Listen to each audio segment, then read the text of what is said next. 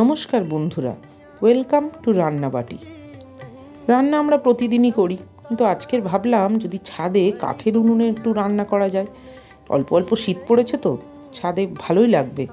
তাই অনেক কষ্ট করে উনুনটা নিয়ে এসেছি ছাদে, বাগান থেকে কাঠ কুড়িয়ে ছাদে নিয়ে এসেছি। নিয়ে এসে সমস্ত সবজি কেটে ধুয়ে সেগুলোকেও আবার সামনে রান্নাঘর থেকে আবার সামনে ছাদে নিয়ে আসতে হয়েছে। এনে বসিয়ে দিলাম। শেষমেশ আবার ছাদে কোনো সেভাবে আলোর ব্যবস্থা নেই, তাই মোমবাতির আলোয় করছি। ভিডিওটা কতটা পরিষ্কার হচ্ছে ঠিক বুঝতে পারছি না।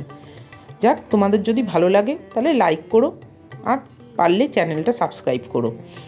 তার এইভাবেই চলুক রান্নাবাটি। সামান্য পালং শাকের ঘন্ট, এটা আলাদা করে কাউকে কিছু বলার নেই, ওই জন্যে আমি আর রান্নার বিষয়ে কিছু বললাম না। শুধুমাত্র আমার আনন্দটাই তোমাদের সাথে শেয়ার করছি, আর কিছু নয়। রোজ রোজ একভাবে রান্না করে রান্নাঘরে দাঁড়িয়ে না খুব বোর ফিল করি। তাই আজকের ভাবলাম একটু অন্যরকমভাবে রান্নাটা করি আর তোমাদের সাথে সেটা শেয়ার করি, এই আর কি।